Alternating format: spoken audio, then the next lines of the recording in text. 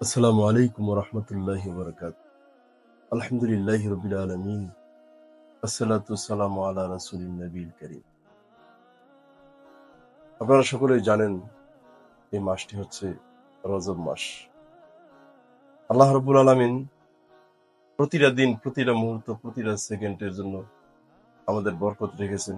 তবে রাসূল করিম সাল্লাল্লাহু আলাইহি সাল্লাম রজব এবং শাবানের জন্য আলাদা একটা দোয়া করেছেন। আল্লাহুম্মা বারিক লানা ফি রজব ওয়া শাবান ওয়া বাল্লিগনা রমাদান।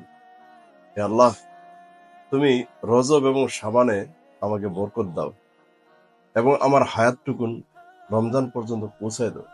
আম্মাজান আয়েশা সিদ্দিকা রাদিয়াল্লাহু তাআলা আনহা বলেছেন, রাসূল করিম সাল্লাল্লাহু আলাইহি সাল্লাম রজব এবং শাবানে এত বেশি পরিমাণ রোজা রাখতেন যা অন্য কোনো মাসে রোজা রাখতেন না।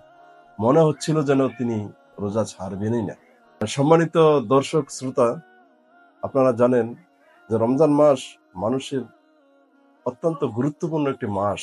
যে মাসের মধ্যে আমাদের গুনাহ মুক্ত হবে, মানুষ জান্নাত লাভ করবে, এমন একটি মাস আগমন হচ্ছে। সেই সুবাদেই কিন্তু রাসূল করিম সাল্লাল্লাহু আলাইহি সাল্লাম এই দুইটা মাস বেশি বেশি আল্লাহ পাকের কাছে দোয়া করতেন, কামনা করতেন।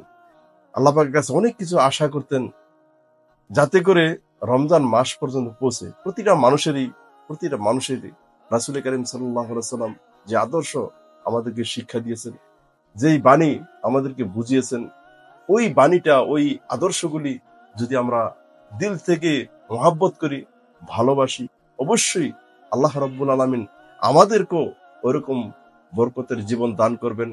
আল্লাহ পাক আসলে কি চায় বান্দার কাছে? বান্দার কাছে এটাই চায় যে আতিউল্লাহ ওয়া আতিউর রাসূল। আমার বান্দাগুলি, আমি আল্লাহ পাক যা বলেছি এবং রাসূল করিম সাল্লাল্লাহু আলাইহি সাল্লাম যা করিয়ে দেখিয়ে গিয়েছেন, যা তিনি করতে বলেছেন, ওই আদর্শগুলি যে মানুষ মানে, তখনই কিন্তু আল্লাহ রাব্বুল আলামিন তার বান্দাদেরকে ভালোবাসে। আসেন, রাসূল করিম সাল্লাল্লাহু আলাইহি ওয়াসাল্লাম যে শিক্ষা আমাদেরকে শিখিয়ে গিয়েছেন, এই প্রত্যেকটা বিষয় আমরা যেন বুঝে শুনে, প্রত্যেকটা মাসের ফজিলত, প্রত্যেকটা দিনের ফজিলত, প্রত্যেকটা মুহূর্তের গুরুত্ব আমরা বুঝে আমরা যেন আমল করি। আল্লাহ পাক সেই তৌফিক আমাদের সকলকে দান করুক। অধিক পরিমাণ আপনারা যারা আছেন এই দোয়াটা সবাই পড়ি। আল্লাহুম্মা বারিক লানা ফি রজব ওয়া শাবান ওয়া বাল্লিগনা রমাদান ওয়া বাল্লিগনা রমাদান। হে রহমান, হে রহিম, আমাদেরকে রমজান পর্যন্ত হায়াতটা দাও। কারণ রমজান এমন একটি মাস, যে মাসের মধ্যে মানুষ যখন মৃত্যুবরণ করে আল্লাহ পাক তাকে শাহাদাতের মর্যাদা দান করে।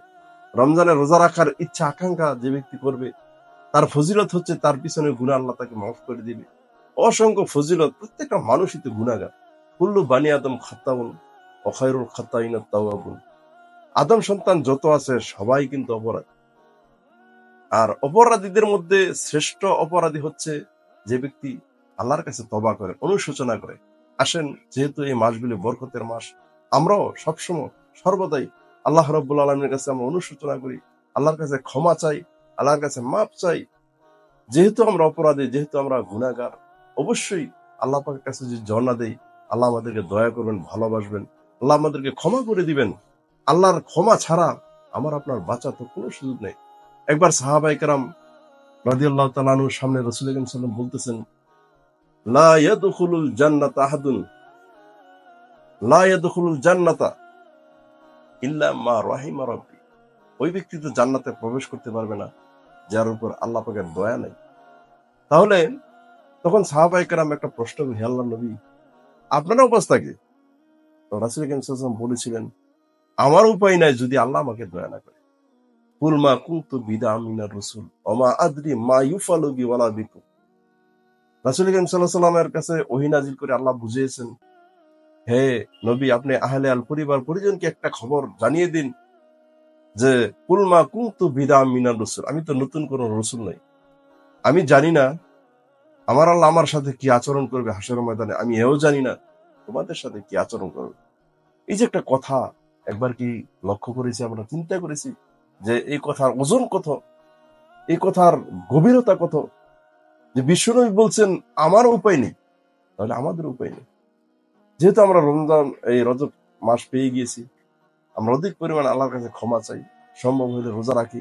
আল্লাহ রাব্বুল আলামিন আমাদের সকলকে এই হায়াতটা রমজান পর্যন্ত পৌঁছাই দিক। আমা তৌফিক ইল্লা বিল্লাহ। আসসালামু আলাইকুম ওয়া রাহমাতুল্লাহি ওয়া বারাকাতুহু।